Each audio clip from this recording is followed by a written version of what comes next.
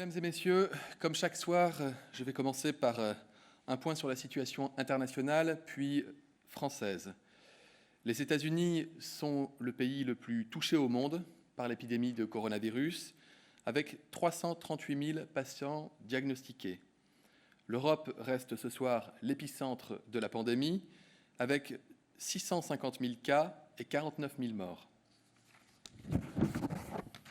La situation française est la suivante.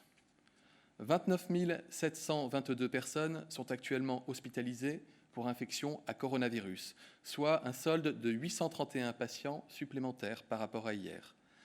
7 072 cas graves nécessitent des soins lourds en réanimation.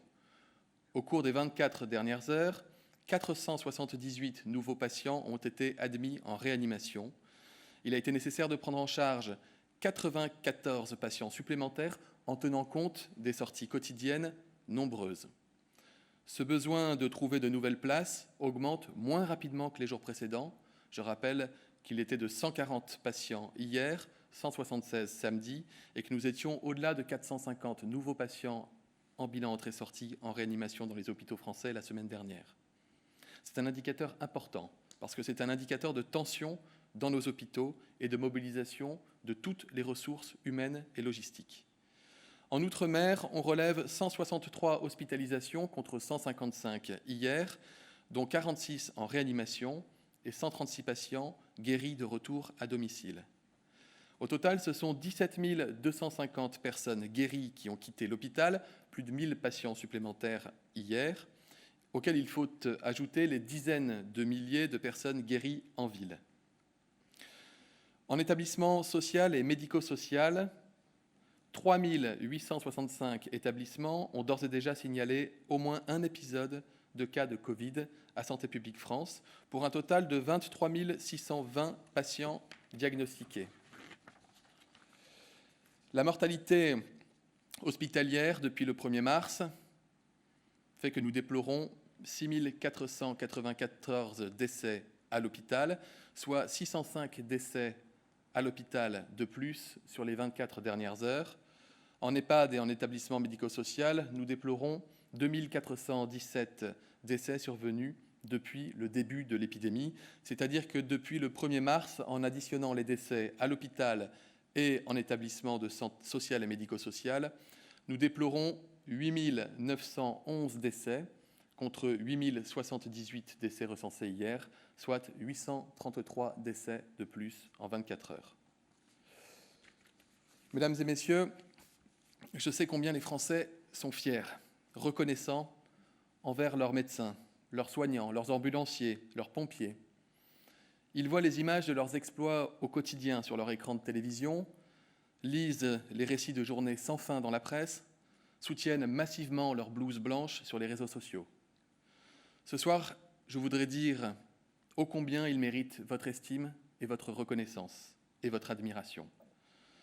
Ce qui a déjà été fait, c'est du jamais vu dans l'histoire contemporaine de la France. Une vocation qui confine parfois, je n'ai pas peur du mot, à l'héroïsme. Héroïsme face à la maladie et face à la mort. Nos soignants, qu'ils soient hospitaliers, publics ou privés, libéraux ou salariés, en établissement de santé ou dans des établissements et services médico-sociaux, sont ces héros de cette lutte que nous livrons face au coronavirus. Comment mieux décrire cette infirmière qui enchaîne les jours et les nuits au chevet des malades jusqu'à porter sur son visage les stigmates d'un masque de protection? Comment mieux décrire ces soignants qui décident de quitter leur ville, leur famille, pour rejoindre les territoires où l'on a le plus besoin d'eux? Ces réanimateurs embarqués dans des avions sanitaires pendant des heures pour mettre leurs patients à l'abri dans un hôpital parfois situé au bout de la France, voire en Allemagne ou en Suisse. Leur détermination est sans faille dans des situations humaines qui portent toutes en elles leur lot de souffrance pour les malades comme pour leurs proches. Et je voudrais vous dire cette innovation incroyable qui se déploie jour après jour sur notre territoire. L'innovation qui transforme des TGV en ambulances géantes, qui héliportent, qui avionnent, qui naviguent. Celle qui fait d'un simple lit d'hôpital une chambre de réanimation, avec ses équipements indispensables, respirateurs, pousse-seringues, moniteurs cardiaques. Celle qui permet à des centaines de milliers de patients de consulter leur médecin par télémédecine, voire par téléphone. Jour après jour, leur mobilisation nous permet de surmonter le pic épidémique que nous vivons. Ce n'est pas terminé, loin de là. Nous ne sommes pas au bout de l'ascension épidémique. Le chemin reste long et rien n'est fini. Les chiffres que je vous ai présentés il y a quelques minutes le démontrent. Je vous dis cela parce que ce soir, comme hier et comme demain, ce que nous devons en retour à nos héros, c'est de continuer notre mobilisation de citoyens, tout aussi précieuse pour sauver des vies, tout aussi vitale, en restant chez nous. Ce qui permet à nos hôpitaux de tenir, dans des conditions parfois extrêmes, mais de tenir, c'est aussi la préparation de nos hôpitaux. Je fais référence ici à la déprogrammation massive des soins non urgents, à l'activation précoce du plan blanc partout sur le territoire. J'ai toujours eu conscience que nos hôpitaux étaient modernes, capables de tous les exploits. Ils nous le démontrent chaque jour. Nous savons tous que l'hôpital de demain ne pourra pas être exactement l'hôpital d'hier. Cette crise sanitaire traduit aussi la nécessité de réinventer le modèle de l'hôpital, qui devra pour l'avenir être mieux armé pour gérer toute crise épidémique de cette ampleur, avec les moyens et les organisations pour cela. Il faut regarder la situation telle qu'elle est et constater que la crise du Covid-19 change la donne hospitalière, et ce changement s'inscrira, à n'en pas douter, dans la durée. Au sortir de la crise, il conviendra donc, au-delà de l'indispensable reconnaissance due au personnel hospitalier qui auront démontré à la nation tout entière combien elle leur doit, de réinterroger en profondeur nos réflexes et nos manières de penser en matière de gestion hospitalière pour préparer le grand plan d'investissement dans notre système de santé que le président de la République a annoncé à Mulhouse le 26 mars dernier. D'ici là, il convient de considérer avec humilité les projets, les réorganisations engagées avant cette crise et d'en suspendre toute la portée jusqu'à ce que l'inventaire de cette épidémie, tout l'inventaire, ait pu être effectué avec tous les soignants.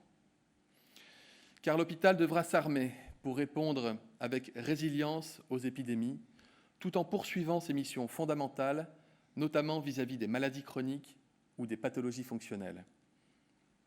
Je saisis d'ailleurs cette occasion pour rappeler chaque Français qui nécessite des soins essentiels en dehors du coronavirus à contacter son médecin et, le cas échéant, son hôpital pour ne pas retarder indûment une prise en charge dont le report pourrait lui causer du tort.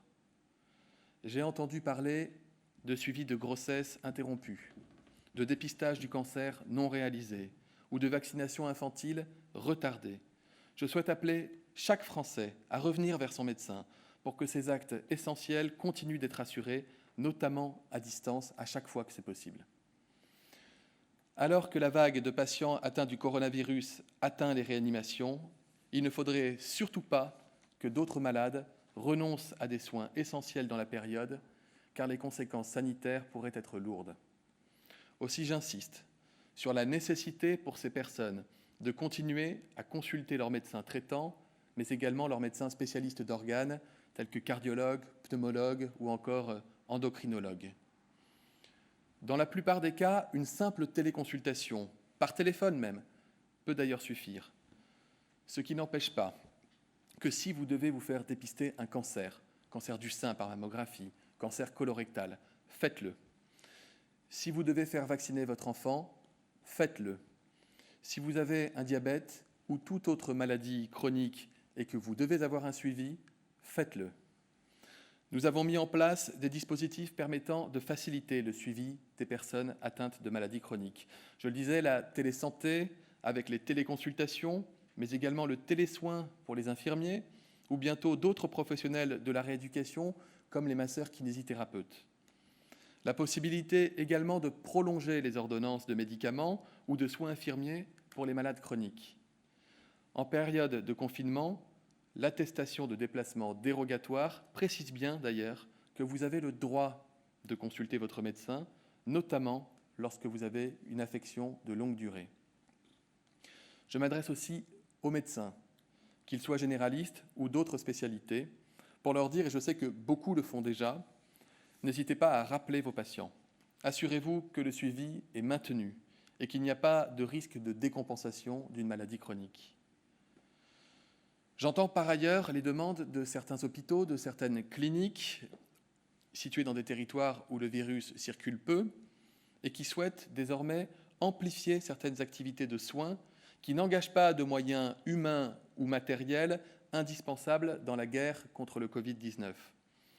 Je tiens à leur dire que nous évaluons toutes ces demandes, mais au vu de ce que nous connaissons dans les territoires sous forte tension, comme en Île-de-France, je souhaite qu'un maximum de moyens restent mobilisés par solidarité. Samedi dernier, je me suis adressé, avec Sophie Cluzel, à l'ensemble du secteur du handicap. Je voudrais évoquer ce soir la situation des personnes âgées en perte d'autonomie, qu'elles soient à domicile ou en EHPAD. C'est un sujet qui inquiète profondément, et c'est normal, les Français. Avant toute chose, je voudrais rendre un hommage tout particulier aux plus de 800 000 professionnels du grand âge.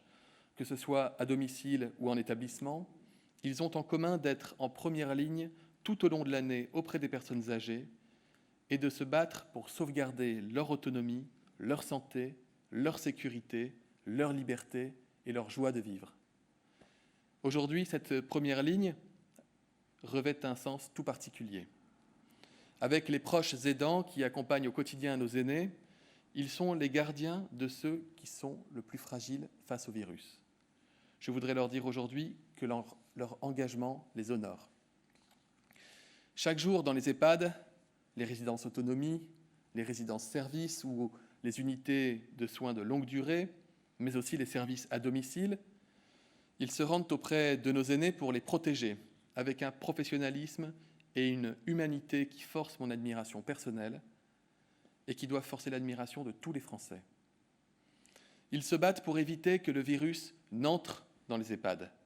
Et je veux rappeler que les 2/3 des EHPAD n'ont déclaré aucun cas grâce justement à la vigilance extrême de ces professionnels. Il faut le marteler. Les morts nous bouleversent. Mais cette bataille n'est pas perdue. Ce n'est pas vrai. Nous nous battons pied à pied pour protéger les résidents. Là où le virus est entré, les professionnels mènent une toute autre guerre. Ils luttent contre sa propagation et pour soigner les malades. Et nous leur devons un soutien sans faille. Il y a une semaine, nous avons annoncé le renforcement des mesures de protection au sein des EHPAD, la mobilisation de ressources extérieures pour que les établissements ne restent jamais seuls dans la prise en charge, la création de filières d'hospitalisation spécifiques pour les personnes âgées. Dès maintenant et dans les jours à venir, nous mettrons un accent particulier sur les renforts humains, en mobilisant à grande échelle la réserve sanitaire, en facilitant l'intervention des médecins et infirmiers libéraux dans les établissements et en mobilisant toutes les ressources locales. Je voudrais aussi revenir aujourd'hui sur un point particulier, c'est le sujet du dépistage. Nous sommes en train de doubler notre capacité de test par PCR, je vous l'ai déjà dit, ce qui nous permet de lancer une vaste opération de dépistage des personnes les plus vulnérables en mettant la priorité sur les personnes âgées, les personnes handicapées les plus fragiles, ainsi que les professionnels qui les accompagnent en établissement comme à domicile. Le principe est le suivant, tester tous les résidents et tous les personnels à compter de l'apparition du premier cas confirmé de malade de coronavirus au sein de l'établissement. L'objectif, c'est de pouvoir s'organiser de la manière la plus sécurisée possible. Cela permettra notamment de regrouper les cas positifs au sein de secteurs dédiés au sein des EHPAD pour éviter les contaminations des autres résidents. Cela permettra aussi de prendre des dispositions appropriées à l'égard du personnel selon les résultats des tests. Vous le savez, il est possible d'être testé positif sans ressentir pour autant le moindre symptôme et en pouvant donc travailler. Mais le savoir permet de prendre de meilleures décisions d'organisation. Par exemple, en permettant au personnel positif mais asymptomatique de travailler au sein des unités regroupant des personnes déjà malades. En sachant, nous serons mieux armés. Pour permettre cette opération de dépistage à grande échelle, Nous mettrons en place des moyens de projection importants au sein même des établissements, avec les laboratoires. Vous savez que j'ai autorisé l'ensemble des laboratoires de ce pays à pouvoir participer à l'effort de dépistage national, mais aussi en associant la réserve sanitaire et en travaillant localement avec les conseils départementaux. Je me suis entretenu avec Dominique Bussereau, président de l'Association des départements français, qui m'a assuré du plein et entier soutien des départements pour pouvoir mener dès demain des actions massives de dépistage dans tous les établissements. Et je sais que beaucoup d'élus locaux, je me suis entretenu à ce sujet avec la maire de Paris ce matin, sont tout à fait prêts à mener cette bataille à nos côtés et je les en remercie. Des équipes mobiles seront enfin mises en place, des bus de prélèvement seront créés et déployés partout où cela est nécessaire.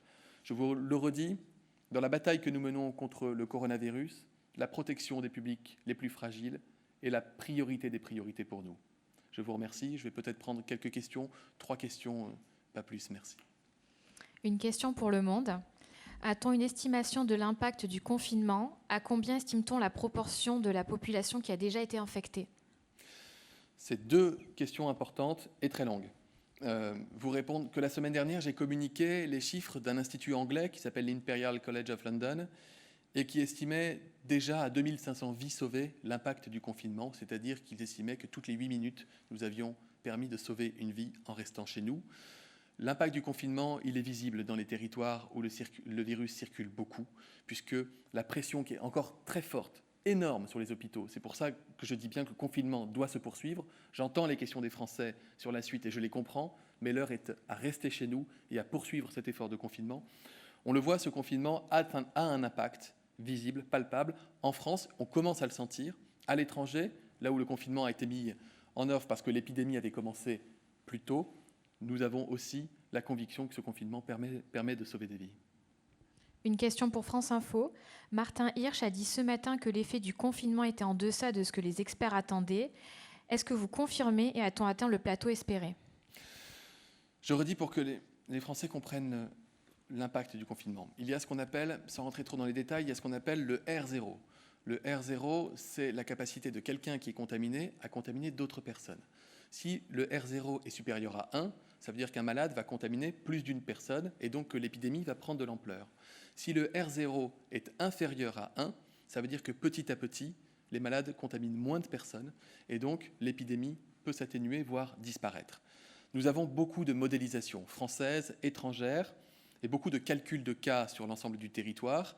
Les derniers chiffres qui me remontent, mais qui sont à prendre avec beaucoup de précautions, attestent que grâce à l'effet du confinement, ce fameux R0 est aux alentours de 1 et probablement un peu en dessous. Et dans certaines régions, il est même nettement en dessous de 1. Dans d'autres territoires, il reste supérieur à 1, raison pour laquelle il faut continuer à rester chez nous, je ne le répéterai jamais assez, et raison pour laquelle il faut encore amplifier notre capacité de patience dans cette période difficile, parce que c'est à ce titre qu'on est capable de faire tomber ce R0 en dessous de 1 et de faire en sorte que l'épidémie, nous puissions l'abattre. Les 2 autres paramètres d'une épidémie, nous ne pouvons pas les maîtriser. C'est la contagiosité d'un virus et c'est la durée pendant laquelle on est contagieux quand on a été contaminé. Le seul paramètre qu'on maîtrise pleinement, c'est celui de la distanciation sociale grâce au confinement. Et la dernière question, le quotidien du pharmacien. Les pharmaciens ont fait 2 demandes au ministère de la Santé. La première, l'autorisation de vendre des masques alternatifs au grand public. La seconde, de participer à la réalisation des tests sérologiques. Quelle est la réponse du ministère? Si elle est positive, à quelle échéance? Depuis le premier jour de cette crise, à chaque fois que j'ai été interpellé par des professionnels de santé qui m'ont fait une demande, nous avons toujours examiné la demande et sauf rare exception justifiée, j'ai toujours donné un accord, et un accord rapide. Souvenez-vous, lorsque les pharmaciens ont demandé à pouvoir fabriquer eux-mêmes les solutions hydroalcooliques, ils ont été autorisés à le faire. Lorsque des laboratoires départementaux, vétérinaires, scientifiques, de police ou de gendarmerie ont demandé à pouvoir eux aussi participer à l'effort national de test, j'ai pris un décret pour les autoriser à le faire. Toute demande est examinée. La question des tests sérologiques, elle relève surtout de notre capacité à disposer de ces tests. Non pas parce que la France ne serait pas capable de les avoir, mais elle dépend de la recherche et de l'innovation qui est en train d'aboutir. Et nous avons des procédés de tests sérologiques qui seront bientôt matures et que nous allons pouvoir commander puis distribuer. Les réseaux de distribution pourront éventuellement associer les pharmaciens. Je regarderai ça avec la plus grande attention. S'agissant enfin de la question des masques non soignants, attention encore une fois, il y a de la vigilance sur cette question qui est fondamentale et je comprends qu'elle intéresse au plus haut point les Français. Elle m'intéresse et comme citoyen, et comme médecin, et comme ministre de la Santé. Je rappelle que les masques médicaux, chirurgicaux, FFP2 sont réservés à un public, et notamment les soignants et les personnes fragiles, que le Premier ministre a annoncé qu'il y avait des masques qui sont des masques non soignants destinés aux Français de ce qu'on appelle la deuxième ligne. Ce sont des personnes qui sont au contact avec du public et qui ont besoin d'avoir une protection particulière, et que par ailleurs, la réflexion sur le port du masque en population générale, cette fameuse question qui soulève beaucoup d'autres questions à l'étranger, nous sommes en train de la regarder comme nous le faisons depuis le début, avec humilité face à un risque inconnu, qui est cette épidémie virale, avec humilité face à l'évolution des données qui nous reviennent tant au niveau national que depuis l'étranger. J'entends que certains pays prônent le port du masque en population générale. J'entends aussi que des organismes internationaux comme l'Organisation mondiale de la santé considèrent que le port du masque ne doit surtout pas pénaliser les gestes barrières qui sont encore plus protecteurs. Nous saisissons les autorités scientifiques de ce pays pour leur demander si la doctrine doit évoluer, étant donné que l'avis d'un certain nombre de scientifiques a pu évoluer. Je n'ai pas la réponse à l'heure à laquelle je vous parle, mais je vous promets de vous la donner dans les meilleurs délais. C'est une question dont je comprends, encore une fois, qu'elle intéresse les Français. Il n'y a pas de changement radical de doctrine, il y a toujours une évolution, une capacité à nous adapter collectivement face, encore une fois, à ce qui relève, je le redis avec humilité, d'une menace épidémique que nous ne connaissions pas, que le monde n'avait jamais connue jusqu'à présent. Je vous remercie.